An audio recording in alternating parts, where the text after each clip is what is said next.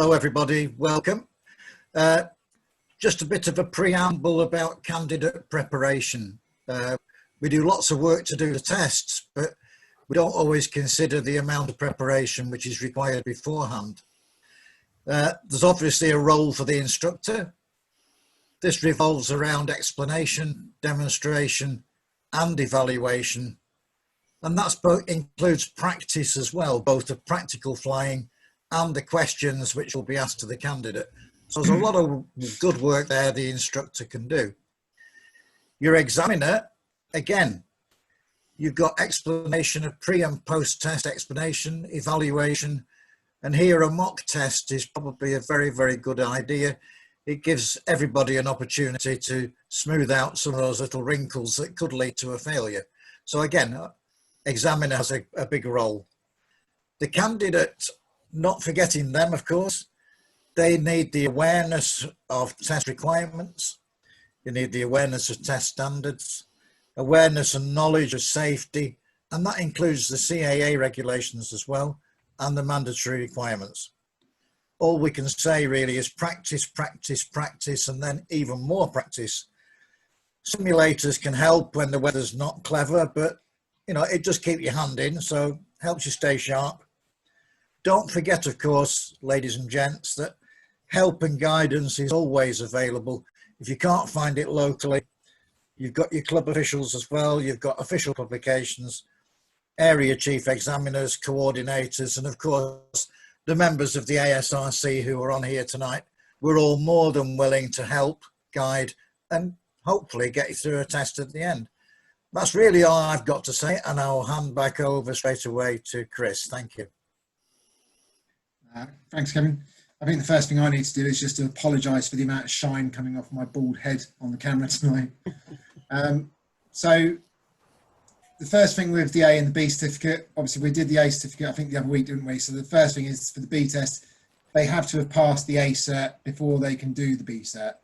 They can do both tests in one day. So if you've got somebody that's ready for a B cert who hasn't done the A, there's no harm in doing an A cert and then going straight on to the B cert. The caveat there is that all the flying needs to be done as two separate things. If you're going to do all the questions at the end, you need to do all the flights and sort it out in that way first. The tests, same as the A-certs, need to be completed in one go.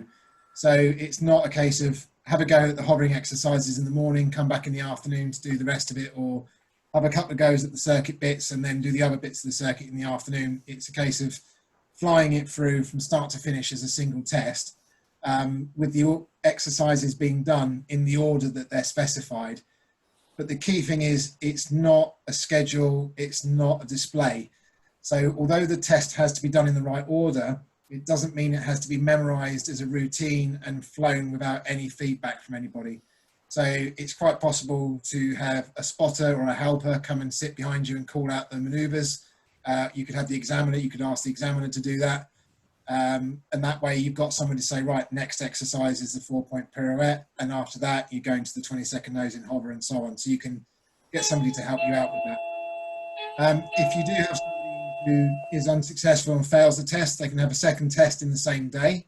But failure at any point of the test constitutes a failure of the whole test.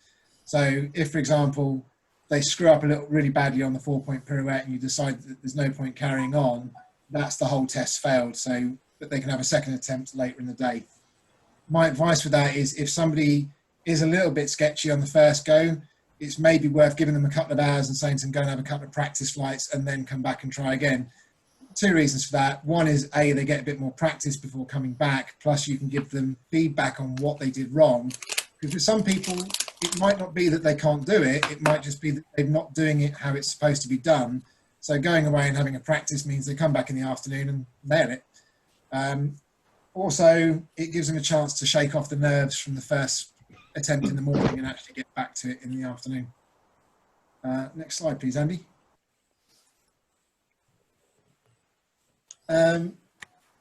So the B certificate can be carried out by either two BMFA club examiners, where the first examiner has to be the relevant discipline. So we were just chatting about this a minute ago. So for a helicopter examination, the lead examiner needs to be a helicopter examiner. For the multi-rotor, the lead examiner needs to either be a helicopter examiner or a multi-rotor examiner. And I think I'm the only multi-rotor examiner at the moment, so that kind of narrows things down a little bit. So when it comes to the rotary side of things, a heli examiner can do both. A multi-rotor examiner can only do multi-rotors. Alternatively, you could get a chief examiner. So people like myself, I'm an area chief examiner for multi-rotor and helicopter. We can come out into our own areas and do the full B certificate as one person. So if you're struggling to get a candidate and 2 examiners together at the same time at a club, then do contact your local area and get one of us to come out and help, because that's what we're here for, and we love to help and we love to do these tests. Next slide, please, Andy. The model, electric or IC, it doesn't matter. I've not seen many IC multi-rotors. They do exist. I've seen 1 or 2, but not at the club. So electric or internal combustion, petrol, turbine, you can do the test with any. The only thing you need to think about if you're using some of the more powerful electric models is flight duration, and it could be the same with some of the racing quads. They might only get 4 or 5 minute flight times, and sometimes the candidate might take 4 or 5 minutes just to do the hovering, and then another 4 or 5 minutes to do the circuit exercises afterwards. So as an examiner, it's important with the candidate to sit down before the test starts and to predetermine if you're going to do any refueling or battery changes, for example, at any point during the test. With some of these electric helicopters, it's one of the reasons we've kind of tweaked the test over the last couple of years to put all the hovering together and all the circuit stuff together, so it gives you a natural break in the middle, which is a great opportunity for swapping batteries and refueling. With electric models, as it says there on the screen, they're live as soon as the main flight battery is connected. So they're therefore treated the same as a internal combustion helicopter with the engine running. So a few things that you need to pay attention to is where that model is plugged in. So you'll find many clubs, for example, won't allow a helicopter to be plugged in a pits area for electric, whereas they might allow an IC one to be started. The key difference is with an IC one, you can put your hand on the head of the helicopter while you're starting it and hold the engine, whereas electric, you're holding 2 connectors together, you've got nothing to hold the head on. And obviously an electric model, as soon as it's plugged in, has the potential to go to full power instantly. So that's just something to bear in mind. The model itself can be fly-barred or fly-barless. Hopefully everyone understands what that is, but if it's got the second set of paddles across, that's fly-barred. If it's got a 3-axis gyro, such as a Beastex, Mikado V-bar, Demon, or Bavarian Demon, all these different ones, that's fly-barless. The key thing is that the model itself must be suitable to fly the maneuvers for the test. So whether you're using a multi-rotor for a multi-rotor test or a helicopter, there's no excuse to say, I can't do that part of the test because my aircraft won't do it. One of the common ones you'll get for this, for the multi-rotors, is people saying, well, I fly a Phantom or I fly a Mavic and I can't switch the GPS off. Well, in that case, it's not suitable for the test. All the tests that are done, whether it's fixed wing, helicopter, multi-rotor, glider, it's the same caveat for every test that the aircraft must be suitable for the test itself. Next one, Andy.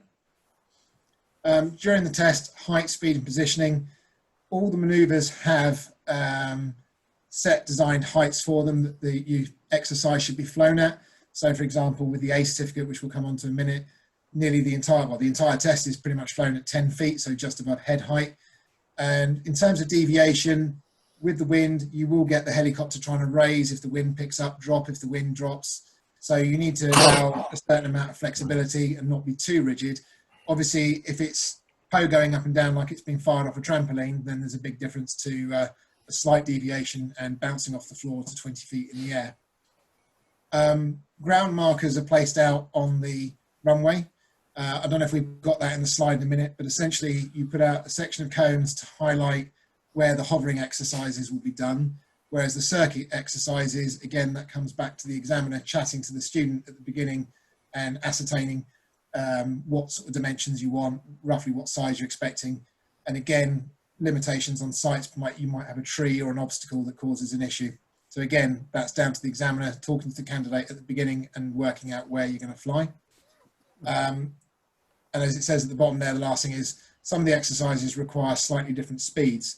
So for the B certificate, you'll find that the first half of the test is all done as a hovering exercise at sort of walking pace, whereas the second half of the exercise is circuit flying. So you'd expect them to fly around at a circuit pace, which will vary from the aircraft.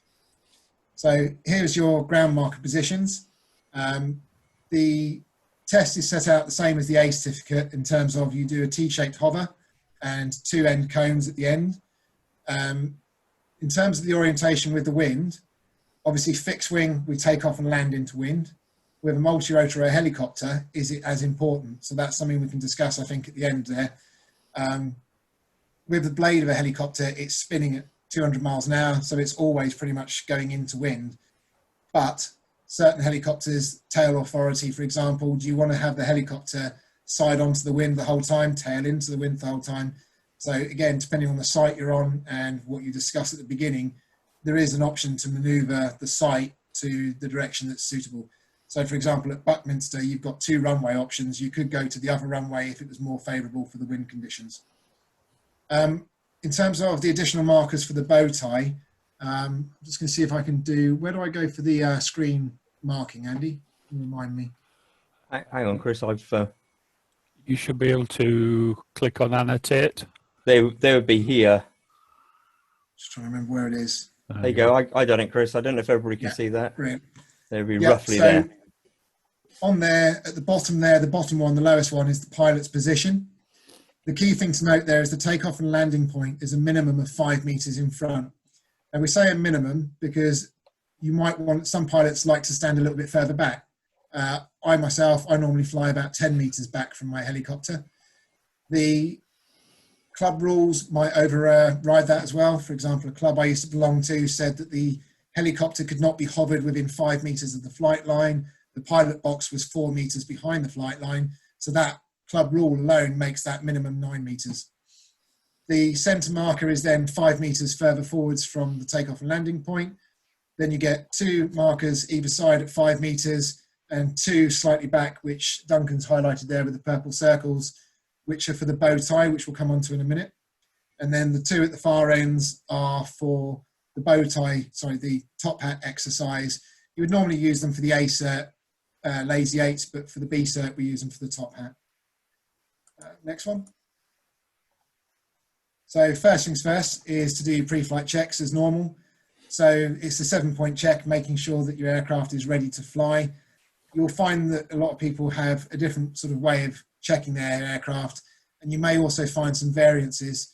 So for example, if you refer to smart, switch on, meter in the green, aerials, rate, transmitter, and so on, trim, sorry. Normally you always switch on the aircraft, the transmitter first, and then the aircraft last. There are a few aircraft now that expect the aircraft to be switched on first and the transmitter last. Checking the model memory, for example, on Spectrum, making sure you've selected the right model, or Futaba. Summer that was flying for us today has VBAR, and it automatically detects and connects. So there is none of that checking the model. You just can't physically get the wrong model. So pre-flight checks, I always like to go top of the helicopter, so the top of the main shaft to the bottom, and then nose to tail. So starting at the top, I'd be going on the blades, making sure that all the blades were in good condition. They weren't dirty. There was no cracks or splits on the root of the blade, leading or trailing edges. And you can give the blades a twist to make sure that they're not sort of delaminating or split. Then you check through the main shaft, make sure the feathering shaft and all your sort of connections on the top are okay, down through the shaft to things like the swash plate and all your linkages, make sure the ball joints are all good and secure, through the servos, then down through the kind of internal mechanisms, so maybe gears, belt drives and pulleys that might connect the motor to the starting gears, all the way down to the base of the chassis and the skids. And then from the front of the aircraft, then it'd be things like maybe fly-barless units, receiver packs, through the aircraft again, belts, pulleys, torque tubes and gears down to the back of the aircraft, and then round the tail mechanism. And the tail you check to the same degree as the head, so you're looking at play on the blades, are the blades in good condition, the roots, the leading edge, the trailing edge, is there any slop in the system, and then things like belt tension and so on.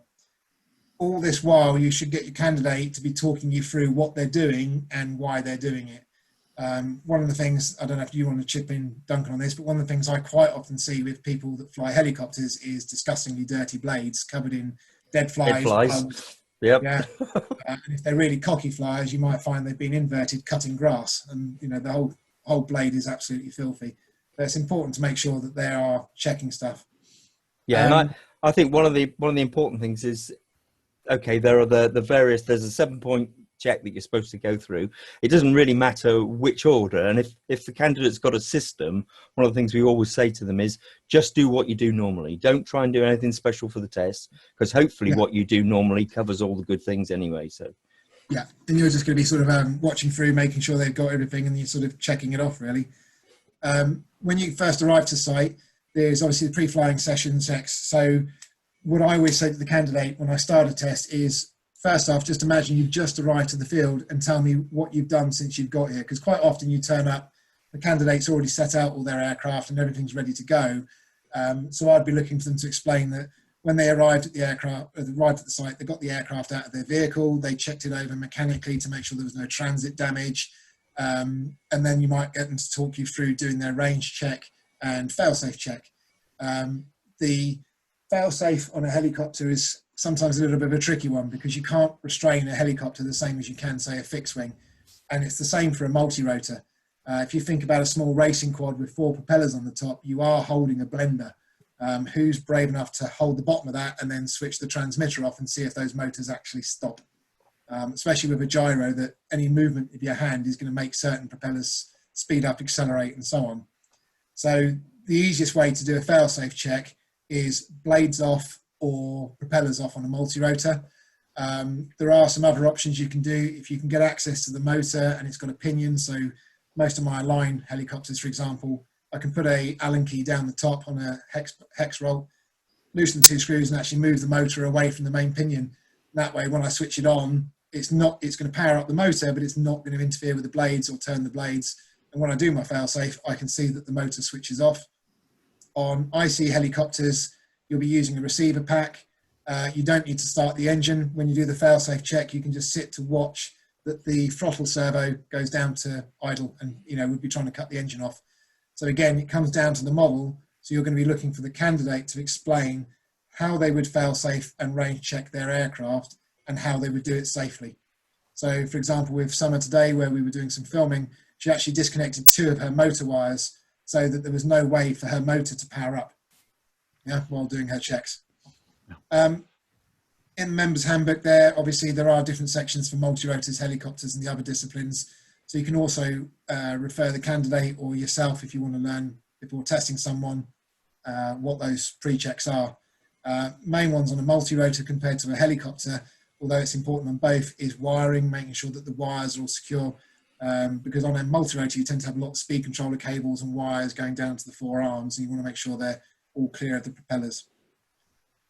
Next one, please, Andy.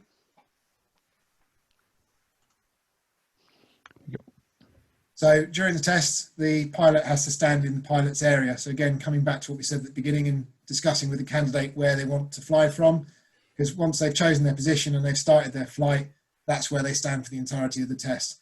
So what we don't want to see them doing when they're doing their bow tie, for example, is walking to the left to follow it and walking to the right to follow it to stay behind the aircraft. The bow tie is the first exercise, and you'll take the helicopter off from, is the next slide the image at all, Andy? yes. Yeah, the next one is hovering bow tie. Yeah. Yep. Yeah, if we skip that one then. Yep. There you go. Lovely. So the bow tie is the same for helicopter as it is for multi-rotor. It's exactly the same exercise. The pilot stands leaning back as far as they can, going by this diagram. Make sure they're stretching their lower spine. But the pilot stands on their designated pilot spot. The aircraft is positioned on the takeoff point. And the first exercise is to take off and transition straight forward to the outer center marker. So they don't have to take off and hover over the takeoff point for any predetermined 5 seconds like they might have done in the ACERT. They just take off and transition forwards to that first marker. The helicopter should be at around 10 feet. So you're looking for the skids to be 3 or 4 feet above most people's heads. Common thing that I find is a lot of the guys and pilots seem to love to do it with the skids at eye level. So it's around 5 to 6 feet off the ground. So that's one of the first things you normally have to do, is get everyone to just go up a few feet. Key difference between a B certificate and an A certificate is, with a B certificate, you should probably be able to give somebody a correction and they're probably going to be confident and capable of just doing it without messing themselves up too much. It's that kind of confidence level you're looking for in a B certificate. When the helicopter gets to the centre there, it hovers for 5 seconds, and then it's either left or right to one of the outer markers. And the key thing here is that's at the examiner's discretion. It's the examiner's choice which way you go. So left or right, the examiner chooses. Hover on the outside marker for 5 seconds. Then you pull backwards 5 meters to the ones that Duncan circled in purple a second ago. You hold there for 5 seconds. You then go diagonally back to the center marker, hold there for 5 seconds. Diagonally backwards to the other outer marker, hold there for 5 seconds. Forwards to the front marker, hold for 5 seconds.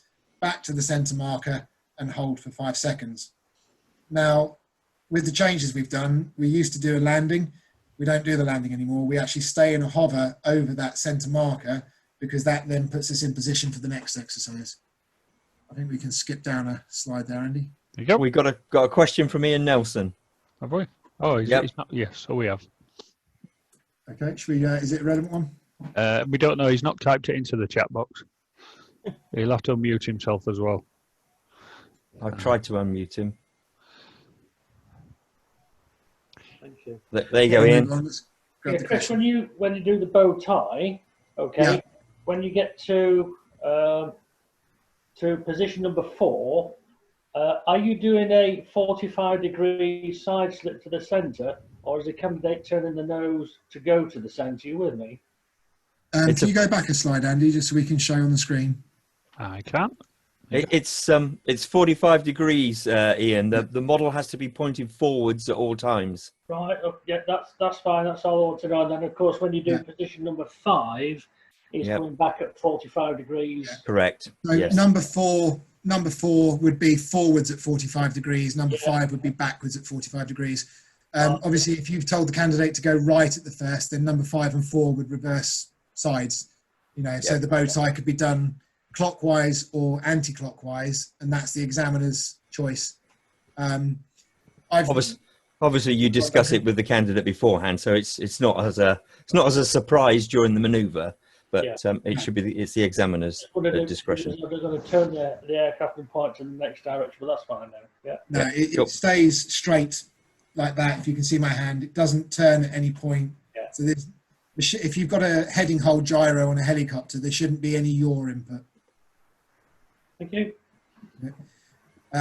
So there we are back on the 4-point pirouette. So as mentioned a second ago, the bow tie used to be on the old scheme, you'd land after the bow tie and take off again. On the new scheme, you actually stay in the air. The aircraft has finished the bow tie and is left hovering on the center marker, at which point you can then ask the candidate to go into the 4-point pirouette. It's worth mentioning that you don't expect the candidate to immediately jump into it. If they want to take 5 or 10 seconds of hovering just to compose themselves, think about the next exercise and start, that's fine. The first thing of the 4-point pirouette is to have the helicopter hovering tail in, and then again, it'll be 90 degrees to the left or 90 degrees to the right. And again, that is the examiner's choice. And as Duncan mentioned, it's worth having that conversation at the beginning. What I find with the 4-point pirouette, the top hat and the bow tie is nearly everyone has a favourite way of doing it. For example, for me, I prefer always doing my bow tie, top hat, right to left and so on. But it's worth knowing that the candidate should be ready to go either direction, essentially. Top tip for people that normally get this a little bit wrong, if they whip the helicopter around 90 degrees really quickly, that's normally when it drops off a few feet and then they're struggling to try and get it back over the centre marker. I find people who rotate nice and gently, sort of taking a couple of seconds to rotate the 90 degrees, they've given themselves time to think and they tend to be a lot better at keeping it over the marker. Yeah, there's no requirement for them to snap turn the 90 degrees. No. And as you say, it's much easier to fly a nice simple manoeuvre if you rotate slowly. Yeah, it tends to be the same with many of the tests, the fixed wing, the multi-rotors, the helis, the gliders. Those that rush exercises, rush mistakes in. Those that pace themselves and think about it tend to make a lot smoother flights. Once the helicopter is either facing 90 degrees left or 90 degrees right, so it is now completely side on to the candidate, they hold there for 5 seconds before then moving to another 90 degrees to a fully nose in position, holding there for 5 seconds, then the next 90 degrees, holding side on, but obviously the opposite direction to the first 90 degrees, holding there for 5 seconds, and then the exercise finishes with the helicopter back to a tail in position over the center marker. Next one, Andy. Then it's the top hat, and you're then looking for the candidate, if you remember the markers at the beginning, to transition from that center marker out to one of the far end markers and position themselves facing across the top hat in the direction they want to go. And again, this is the examiner's decision, either left to right or right to left. So you should have that conversation in advance, ideally. Once you get out to the far end, you get them to hover over a starter marker for 5 seconds, and this will all be done with the helicopter side on, facing in the direction of travel. So if they're going from left to right, the helicopter will be 90 degrees facing to the right, right to left, 90 degrees facing to the left. I think Travel across from so just point out there, whenever Chris says helicopter, he also means multi-rotor. Yeah, sorry, aircraft. So with the aircraft facing in the right direction and positioned over the first marker, which would be one of the outer 15-meter markers, they transition across about 10 feet altitude again. Nice sort of walking pace, so it's not flown fast. Get down to the 5-meter outer marker, which would have been one of the ones that you've just used for the bow tie. Hold there for 5 seconds. You double the height, so you go up 4 meters there, so you're going to be around 20 feet. You hold there for 5 seconds. Transition across to the outer side of the bow tie. Hold there for 5 seconds before reducing the 50% of the height back to the 10 feet that you were at to start with. Holding there for 5 seconds, and then moving out to the end marker and holding there for 5 seconds. Things that I quite often see people making the mistake on here is they'll fly out to the end, go around the end marker, and then just fly straight in, and they're at the bow tie section of the top hat. They've skipped the first and last endpoints. Or they do a really nice top hat, and when they get to the end, they just fly out past the last marker and go off into doing something else. So it's worth looking for that and having that conversation at the beginning that you want them to pause at each point, including start and finish. Next one, Andy. So the aircraft will have now finished at the end of the top hat, so it will be either off to the right at about 15, 20 meters away or off to the left. And you want them to bring the aircraft back in to the center cone and either hover the helicopter or multi-rotor nose into the pilot over the center marker, which is the one 2 markers out. So it's not the landing one, it's the one that's at the front of the bow tie, if that makes sense to you all, hopefully. And you're going to ask them to hold that there at 10 feet for 20 seconds. It's worth mentioning through all of this, you don't necessarily expect the candidate to be doing their own timing. So if they've got a helper assisting them, it's quite okay for the assistant to be counting them down. Or you could do it if they've been asked to do it. I quite regularly do it for the candidates because they're focused on flying. You know, you don't necessarily want them sitting there going 1 banana, 2 banana, 3 banana, and so on. Lots of bananas to be counted. Once the 20 seconds is finished, the aircraft is just rotated the 180 degrees to tail in and straight down for a landing. And that's all the hovering exercise is done. As I mentioned earlier, with some of the racing quads that might have limited battery, the larger electric helicopters that might only have 4 or 5 minute flight times, this is a great opportunity then to maybe refuel, change batteries before going onto the circuits. It's worth mentioning that with B certificates and stuff like that, if you've got someone who turns up with a T-Rex 700, for example, or a Goblin 700, and he's got it set up with a 2,500 RPM head speed and it's eating batteries in 3 minutes, they've probably not considered their test. You know, you could bring your head speed down. So Summer today was flying a Goblin. She had the head speed right down. She was getting 11-minute flight times. So we could have done the whole test on 1 pack. So again, that's just another way of checking whether the candidate has considered what they were doing. As an example, I fly plus and minus 12 degrees on most of my helicopters for aerobatics. When I did my B certificate, I had it set up like a scale helicopter where I had -4 to +8 on the pitch, so that it made it a lot easier because I'm not doing anything inverted for the B certificate, apart from the loop for the multi-rotor. Moving on then, so the test, the next stage is all the circuit flying. The first thing you'd expect the candidate to do before they take off and fly up to the circuit height is to actually look around the airspace and look up and down and around the runway and see what else is going on. because it's worth considering this test might be done while other modelers are flying. So all the time, people need to be considering what other aircraft are in the air, or if there's any silly manned aircraft doing anything low that they shouldn't be doing. The circuit height here is kind of discrepancy in terms of what the candidate thinks is right, but I would say a good 50, 60 feet. So I expect them to, if they were to fly towards a tree, for example, they should clear the tree. But that's just my personal way of describing it. What do you think on that one, Duncan? Have you got another way of describing height? Yeah, I mean, we normally talk about, you know, house height or whatever. Yeah. So it's, yeah, I mean, that's roughly about the same sort of height. So yeah, I mean, it's actually, it sounds difficult to describe, but it's quite intuitive when you're at the field. And obviously it depends on the size of the helicopter. A big 700 or 800 size machine, and you'll be flying slightly higher than perhaps a multi-rotor, because most of the multi-rotors are physically smaller. So Yeah. And again, it's something worth discussing with the examiner beforehand. So.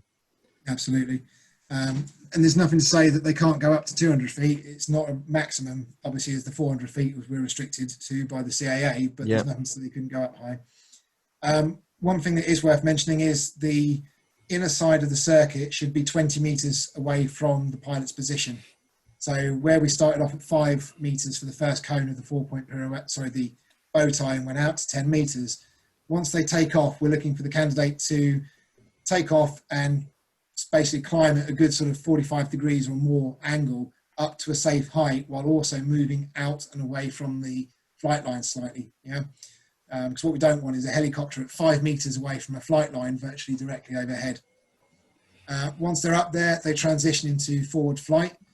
And again, whether it's helicopter, multi-rotor, they both start with the left and right hand circuits. Is this one optional for the candidate? I think yes, this one's candidate's discretion.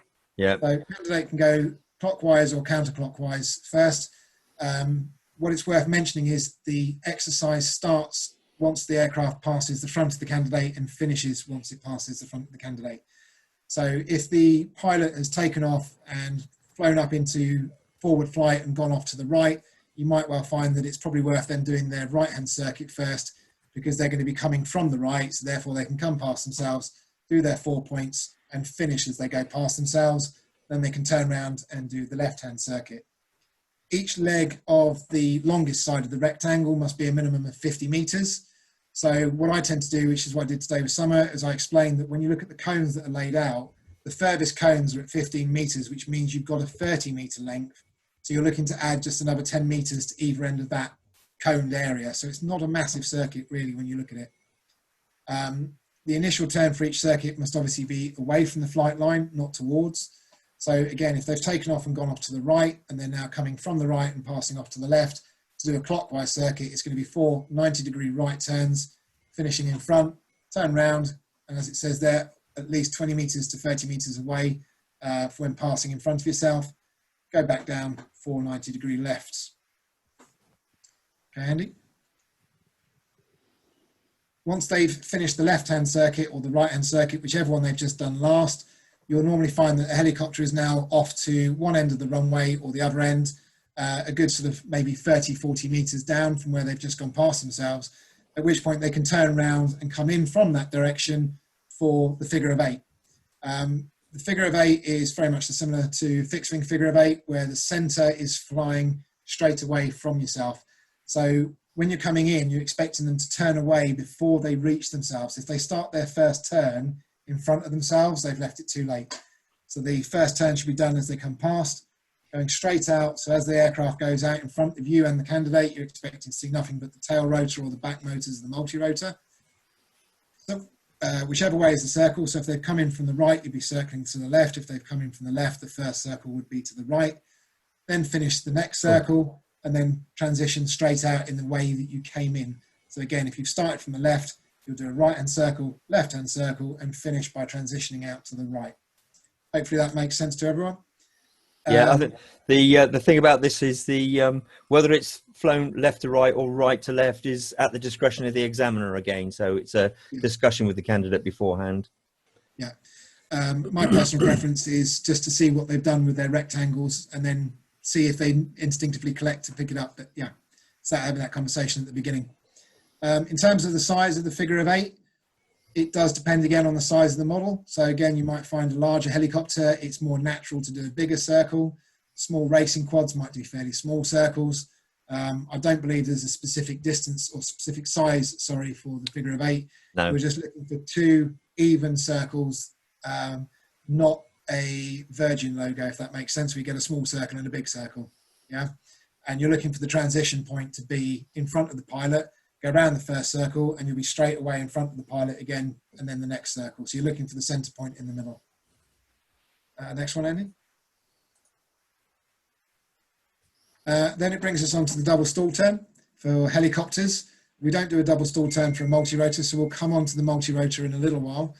But for the helicopter, again, you should find that the candidate has probably finished either to the right-hand end of the runway or the left-hand end of the runway, and it's perfectly acceptable for them to come back in and do the turn at either end. The thing here is it is 2 back-to-back stall turns. So they don't go off down to the left-hand end, do a stall turn, pull out, go off to the left, line themselves up for the right, and then do a second one. It's go down, stall turn, go across, stall turn, come back. So again, it will start and finish in front of you. So if we're talking from going left to right, helicopter will pass from left to right, and around circuit length. So you probably find it's around the 50 meters. So in total, so about 25, 30 meters to the right. They'll pull up, do a stall turn. As an examiner, make a note of their entry height and how high the stall turn ends up. Because what you're looking for is that when they come back down, they come out at the height they went in. And when they come down to the other end, they come up to the same height for the second stall turn. If one stall turn is 20, 30 meters higher than the other one, or they come out at 10 meters on one and they come out at 20 meters high on the other one, then I'd be looking for them to take that exercise again and explain to them, can you make the entry and exit and the top of the stall turns the same height, please? The stall turn, same as a fixed wing, should be away. So if they're at the right-hand end of the runway, you'd expect them to turn the helicopter to the left, and at the left-hand end, you'd expect them to turn the helicopter to the right. And that's basically the double stall turn. Key things we were talking about earlier, Duncan, was that people quite often don't get them to a vertical at either end. You might get like a 70 degree at one end, or you might even get 100 degrees at the other end where the tail's not vertical down to the ground. So that's something else to watch for. And also you're looking at when the helicopter reaches the top, that's when the pirouette occurs and it drops. You don't want them to be going up and pirouetting and still pirouetting on the way down. The multi-rotor, I put in a loop for the test rather than 2 stall turns. At the time, there wasn't any variable pitch multi-rotors or multi-rotors that could fly inverted, whereas there are now. So we could potentially put a stall turn in for multi-rotors, but at the time it made more sense to put in a loop. The loop needs to be at least 15 meters diameter in front of the pilot. So they'll be coming in from whichever direction. So again, I'm just going to say left to right. As they come in from the left, you're looking for the aircraft to start going up just as it passes the pilot, go at the top of the loop in front of the pilot, and then come out at the bottom in front of the pilot and transition out. Same as you'd expect for any kind of loop from any aircraft. You're looking for a nice round shape. Quite often you might get ovals in multi-rotors where they've just pulled back on the stick, and what tends to happen is it goes up very quickly, half flips and comes back down quite quickly. It doesn't make a nice round shape. So you're looking for throttle control, elevator control, and if necessary, aileron roll adjustments to keep it straight and level. In terms of the multi-rotor being fully inverted at the top of the loop, again, this might vary now. It might be worth redoing the guidance video that we did quite a few years back at some point, Duncan, because when this first came out, all multi-rotors used to have tick over on. So there was always some throttle on. A lot of the racing ones I fly now, you can do what's called rate mode, where you can actually stop the motors completely in flight. So it is possible to be fully inverted and let the inertia take the aircraft over. If you can see the diagram there with the little green lines and the circles, the red cross through that loop, back in the early days of multi-rotors, it was impossible to loop and be inverted at the top because the aircraft would be pulling down with the throttle. Whereas now you can obviously, like I say, shut the throttle. So with the green one there, starting at position 1, as you come in, you're on a steady throttle, you're approaching. As you get to point 2, which would be the bottom of the loop directly in front of the pilot, the first thing is actually just throttle. They probably wouldn't actually start pulling back on the aircraft until they reach around point 3, which if you're looking at a clock face is going to be around 8 p.m. And the reason for that is that the aircraft, if you pull back too soon, is going to do that oval that I mentioned at the beginning. So you're looking for them to build up speed and height, and then almost as you go through 4, 5 and 6, you're only basically bringing the aircraft back to a 90-degree vertical, so the aircraft has enough punch to then pull itself across the top of the loop. And then between 6 and 8 is where you'll do 180 degrees of the circle. So it's quite a difficult one to explain. There is a guidance video online where I was doing some demonstration ones, and hopefully if you watch the video, you'll see that. So like I say, throttle as you start, pull back, and then it's kind of like a flip in the between 12 and 3 o'clock is a 180 degree flip. And then 9 to 10 is where they'll get back on the throttle to catch it and accelerate out. Common mistakes I see is around point 10, they've overpulled the elevator and not counteracted with the throttle, and the aircraft goes around a really beautiful loop and then stops and hovers in front of you, and then they tip it forward and accelerate out. Yeah, so you've got to make sure that they've considered their airspeed and aircraft angle basically the whole way around the loop. Chris, I think it's worth just to jump in. I think it's worth pointing out that actually the technique that goes with these two diagrams is described in some detail in the back of the multi-rotor guidance document. So if you look at the guidance for the test for the multi-rotor, to supplement these two diagrams, the green and the red cross, there you've written some nice description of the technique required that you've just described verbally. So if people want to capture that again, the references in the guidance document. So all good. I think just to finish on that, like I was saying there's some aircraft now. I've got a quad in here that has reversible motors. So I can do any size loop and be completely inverted now at the top because I've got reverse thrust. So it's worth noting that the key thing to look for as an examiner is a nice round shape. It's the shape. So in theory, as long as the loop is nice and round, then they've probably got it right. So whatever angle the drone is at to get it round is less important than making it a nice round loop. Okay, Andy? And the last one here is the 45-degree descent and land. So this years back replaced doing an auto rotation because obviously I suspect a few people were probably crashing their aircraft. And last time I checked, multi-rotors don't auto rotate very well. The direction of the approach is at the candidate's discretion.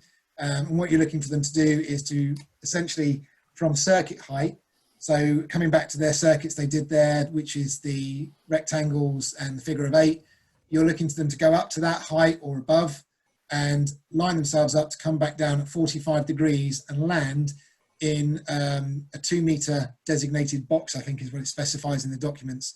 So again, that's something for the candidate and the examiner to describe at the beginning. So what I normally say is between the landing point and the center marker is 5 meters.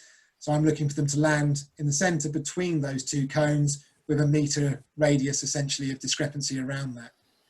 The aircraft essentially should come down at a nice 45 degrees. So you'll get one of two things here. One is that they come down really, really quickly and then sort of level off. So you get like a ski jump effect, or they leave it really, really late and then come down almost vertical like an elevator. So you're looking for them to consider how high they are and how far away they are and start their descent at 45 degrees. You're looking for a consistent sink rate. So it's not necessarily raced down at high speed, but what you're not looking for is somebody who really, really dawdles. You know, you're looking for a nice, smooth, constant speed down. And when they get down to within a few feet of the ground, that's when they can essentially flare, hover for a couple of seconds, and then land. The aircraft should be landed in the same direction it was facing, so it's landed side on. So for example, if this exercise again has come in from the left, they've done their 45-degree descent from the left, the aircraft should be landed in front of you, facing to the right, within the 2-meter designated area. But yeah, they're allowed a little hover for a couple of seconds before they settle down. If someone's still hovering 5, 10, 15 seconds after they've got down, then that's when you need to think about whether they've got it right, essentially. If you've ever flown a helicopter, for example, and done an auto rotation, it is pretty much what you're looking for. You have a nice forward flight at 45 degrees down, little flare to control the descent, and then land. It's a very similar exercise, it's just with the motor on. Once the aircraft's down, that is the landing, and I believe you can then turn the throttle off. Yep. Next one, Andy. So at that point, then it's post-flight checks, remove the aircraft safely from the flight area. So again, coming back to what we stated at the beginning for electric aircraft, you might want to disconnect the power supply to the main flight motor before leaving the runway. This is something you'd expect the candidate to be aware of for their individual club rules. Like I said earlier, a lot of clubs don't allow electric helicopters to be powered up in the pits. But why bring an IC engine back into the pits running if you can safely turn it off in the runway area? Once you've removed the model safely, then it's all through the post-flight checks. And post-flight checks, as you can pretty much imagine, same as your pre-flight checks, you're looking for any damage. If the candidate has had a fairly heavy landing, you might expect them to inspect certain areas of the aircraft. I tend to find with the 45-degree descent and land that quite a few of the candidates will bring it down, hover briefly, and then comfortably pin the aircraft down because they're trying to avoid the aircraft tipping over to one side as they land. Some of the multi-rotors, they might turn the motors off maybe 2 or 3 inches in the air to avoid them going mad on the gyros as they land. So again, that's just something to be aware of. I think that's a point worth making, Chris, actually, because most multi-rotor landings aren't necessarily subtle affairs, are they? And there's nothing. You quite often bring it in. Yeah. For most of mine, for example, with the rate mode, the gyro for the multi-rotor and for the helicopter, if you're using a flybarless 3-axis gyro, can only be flight enabling stabilization. It shouldn't be self-leveling. So if the candidate lets go of the sticks, the aircraft will stay at whatever angle it was left at. However, with multi-rotors in particular, I find with a helicopter, I can keep the head speed up while it's sitting on the ground. If you try it with a multi-rotor, they don't tend to have skids. You'll quite often find if someone's got a racing quad, for example, the battery pack might be what the aircraft is landing on, as it's Velcro strapped onto the bottom. And you land on that and the multi-rotor just starts to tip slightly, at which point the motors on the lower side go absolutely mad because they're trying to maintain something. So I tend to fly and about 1 inch off the ground, cut the motors and flop. Yeah. I think just make examiners aware of the fact that a multi-rotor landing, it won't necessarily be a nice, soft, gentle touchdown. It's quite often, as you described, down to a few inches off the ground and then cut the motors and just let it fall. And that's perfectly acceptable. There's nothing wrong with that. It's not acceptable to drop it from 20 feet, though. No. Yeah. Then obviously that usual question there, are you taking a transmitter out onto the runway? Quite often you'll find club rules will stick in there and say that no 35 megahertz transmitters should be taken beyond flight lines, for example. Modern 2.4 gigahertz radios don't tend to have the same interference issues, so you might be okay. So a little bit of personal preference, quite a bit of club rules normally on the transmitters on flight lines. And then if your aircraft is still live, do you want to leave the transmitter in an area where it might have the throttle knocked, for example? You'll normally find with helicopters and multi-rotors, I know I do it on every single one of my aircraft, and I notice some are doing it today. You might find that the aircraft is set up with a throttle hold so that they can't accidentally knock the throttle. Most multi-rotors will have an arm, so you might find they have to hold the transmitter sticks down and out to one side, or it might be just the throttle, they hold the yaw over to one side. For me, I put it all on a 2-way switch on my transmitter. So I'll put the aircraft on the runway, switch it on, and then I can actually use the motors. So there is ways of making multi-rotors and helicopters safe if you need to go out and retrieve them before you even go near them. Next one, Andy. And then obviously down to your questions. So you're looking for 5 mandatory questions from the list of 23. Try to use the questions I suggest that are probably most relevant. So if someone's flying multi-rotors in particular, and I've seen in their pits that they've got goggles or the multi-rotor is equipped with some FPV camera on the front, I'm quite probably going to ask them some multi-rotor FPV based questions. Again, it's down to potluck what questions you want to ask there, but the key thing is you ask them 5. And then a minimum of 8 questions from a mixture of the BMFA Safety Code Handbook, general flying, local club flying rules, whatever you sort of feel is appropriate, really. Down for the B certificate test. Do you want to say anything on the questions, Duncan? No, I think you've pretty much covered it there. Yeah, the mandatory ones, as you said, should be those that the examiner thinks are the most appropriate for whatever test has been conducted. And the other thing about the supplementary questions, it's a minimum of 8. So if the candidate's done particularly well on all 8, then you might not ask any more. But if they've if they struggled with some and you've had to help them along, then you may ask for 1 or 2 extra. So it's just making people aware of the fact that it's quite flexible. It's a minimum of 8. So. Yeah, I think it's worth mentioning as well, because I know some of these guys have joined us before. Be wary of parrot fashion answers. So sometimes I can say to somebody, what does Article 241 of the Air Navigation Order say? And they say not to recklessly or negligently endanger people in aircraft and so on. And I go, right, what does that mean? You know, they've given you the exact wording of the answer, but they don't know what it means. So, and likewise, if somebody's struggling to give you the definition of 240 on the Air Navigation Order versus 241, if they give me both of them and they understand what they both mean, I don't care that they got the number wrong. Yeah, you know, I think we're looking for an understanding, aren't we? That's the important thing, rather than ability you're looking for them to understand it and be aware of it. Yeah. Okay, Andy? Trying not to be nervous, yeah. That's the key thing. I always say to candidates at the beginning, I know you're going to be nervous. I don't know why. They're not paying for the tests. It's not like doing a driving test where if you fail it, you've wasted money on, you know, and everything else. We don't take bribes as examiners. I'm sure there might be some out there actually that do, but no, we don't. So do it for fun. I always remind the candidate, if they feel at any point that they're going to risk their model, don't. I don't want to go home and see someone's crashed their aircraft just for the sake of doing a test. And quite often you'll find that if somebody is uncomfortable with doing part of this, the difference between the A cert and the B cert is the B cert, you are looking for that confidence and that ability to be able to do most things without too much effort. So, you know, for example, if you were to ask them to do a certain exercise, I think we were discussing this today, weren't we, Duncan? One person liked the clockwise circuit to be at one speed and the counterclockwise circuit to be at another speed. That's not in the rules, that's not in the guidance, so that's not something the examiner should be asking, but a candidate should be confident enough to do that. But again, as Kevin mentioned at the beginning, it's important to read the documents, understand what you're doing as a test, read the handbook, watch the videos and guidance documents and videos where possible, and consult your examiners and know what you're getting into, I guess. I think you raised a good point earlier on. I nearly chipped in then, but if the examiner can provide feedback to the candidate during the flight and say, oh, actually that's a little bit quick, or you're a little bit left of that marker or right of that marker or whatever, and the candidate can take it on board during the test and make that correction, to me that's a really good sign that they're on top of the game and they know what they're doing.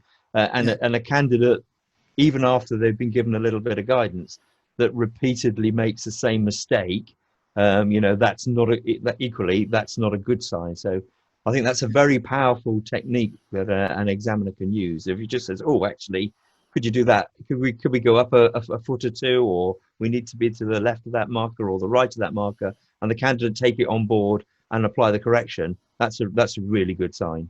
Yeah. I mean, from my personal experience, I find with the helicopters and the multi-rotors, with fixed wing being a lot more dominant in some clubs, it's quite often that the heli guy or the multi-rotor guy might be one of the 2 or 3 people that flies that discipline. So, and if they're the guy that's a little bit further ahead, or the lady, they might struggle to find somebody that can actually demonstrate the maneuvers.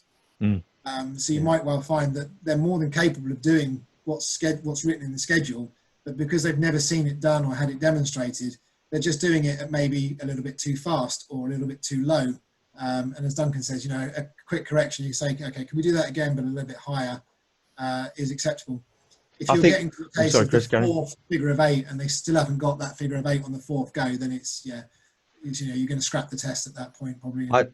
What I thought was fascinating today, just for a bit of background for everyone, it says on the 3rd bullet point down, you know, read the standards and guidance booklet and watch the video where available. Chris and I, Chris has mentioned it during the presentation. We've been at Buckminster today with Summer Fisher, who's been flying a demonstration A and a B helicopter certificate for a future video. So watch this space. Hopefully in the not too distant future, we'll have a video to supplement the guidance for the helicopter A and B, and then hopefully not too far away also the multi-rotor. But what was really interesting was speaking to Summer. I mean, okay, she's a UK international team member, so that's the level of her flying. She did say that she'd been practicing for a day or two for both the A and the B certificate maneuvers. Although she has both of the certificates, in order for her to be able to do what she's been doing for Chris and I today, she did spend time practicing. So even for experienced pilots, it's worth noting that they should expect to have to do some practice for the test maneuvers if it's things that they don't routinely fly. Yeah. I noticed we've got a question from Kevin Lambie. Can I try and oh, He's ready to go. Yeah. Oh, sorry, Kevin. That's okay. I was just wondering, when we were talking about the circuits and the figure of 8, what type of speeds are we looking at here? It can vary between the aircraft. So, you know, some of the aircraft you take, if someone comes down, it's very rare that, to my experience anyway, that someone comes down with, say, a 450 size helicopter. But I have done one with a scale helicopter, and the scale helicopter in particular was only capable of about 15 miles per hour. The key thing with any of the BMFA certificates is you can't modify the test to suit the aircraft. However, some aircraft will naturally be faster than others. Yeah. The key thing is, when you do the figure of 8 compared to a lazy 8 from an A certificate, lazy 8 on the A certificate is a hovering exercise. So you're looking for the blades to stay fairly flat the whole time. With the B certificate and the figure of 8 and the circuits, you are looking for banked turns. So you are looking for the aircraft to be flying around through the figure of 8, for example, at sort of 45 degrees of bank. So if they're not going fast enough, they're either going to slide down into the ground, or they're just not going to go, they're going to go around a really tiny circle. So you're just looking for a good pace, a good circuit flying. It's hard to really put a speed on it, sort of 20 to 50 miles an hour.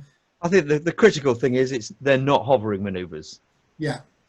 Yeah. If around at walking speed, they're probably making it a lot harder for themselves, to be fair, because even Summer today was saying that the hovering side of things is what she dislikes the most because it's harder. Once you get a helicopter moving, it behaves in some respects a little bit more like a fixed wing aircraft in terms of it wants to be that little bit more stable, and it's hovering a helicopter or a multi-rotor. It's like trying to keep a marble on a pane of glass. You know, once you get that marble rolling in one direction, you've only got to steer it left and right now, and the rest of it's sort of stabilized to a degree. Lovely, thank you. Yeah. All right. Next slide. Yes, please. Plug for our flying. I'll hand this back to you guys. Okay. Oh, it's Andy. I'll let Andy talk about this one. Yes, the weekend of the 8th and 9th of August, if anybody wants to come along to BMFA Buckminster, we have a relaxed flying that weekend. But of course, we have examiners available for guidance, or if anybody wants to have a go at a test. Potentially, if your club wants to put you forward for examiner status, as long as your area coordinator is happy for the assessment to take place at Buckminster, it can be done that weekend too.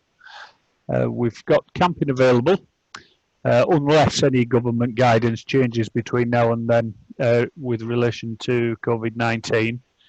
And it's generally a very good, relaxed weekend and well worth coming along to.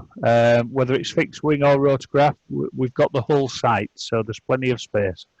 Yeah, we can cover silent flight as well, so we can cover all the disciplines for all the tests. But as Andy said, I think the important thing about club examiners, give us a bit of notice, please, because we do need to clear it through the area coordinators and the club. So if anybody wants to come along, just come along, go along to the Achievement Scheme website. The address is there. Fill in the form. It is important that you do register beforehand, because we will be sending out various, because we potentially have more than 30 people there, we have to be COVID secure is the buzzword for over 30 attendance.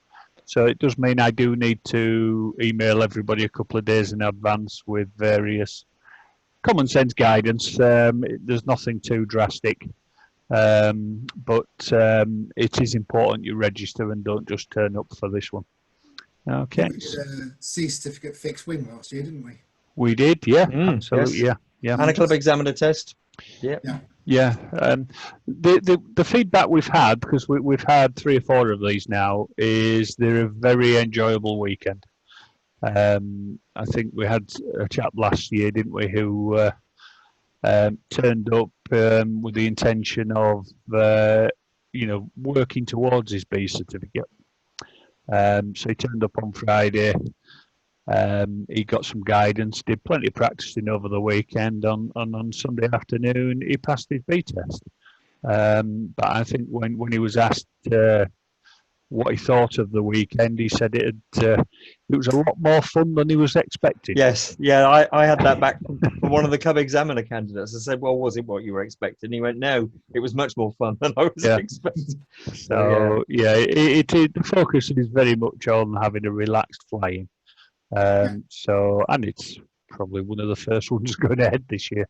So that's on the 8th and 9th of August. Anybody wants to come along, just register on the Achievement Scheme website for that. And the only other thing I think we need to plug before we go on to any further questions is Achievement Scheme Awards. If you've anybody in your club who is worthy, has done a lot of work, either an instructor or an examiner, who's really helping out, we have some potential awards. Or indeed a very worthy candidate. If you've a candidate that's expressed has shown great attitude through his learning until up to taking and passing the test, put them forward for an award as well. And again, if you've gone to the Achievement Scheme website, you will find there's a form there to submit a nomination for them. So do that. Normally they would get a dinner ticket to the BMFA Awards dinner, which is probably not happening this year for, well, as we all know, events like that are not really on the cards for this year, unfortunately. But they will still get an award. Okay. Yeah, and the awards form, the nomination form is under news on the Achievement Scheme website. So if you find news in the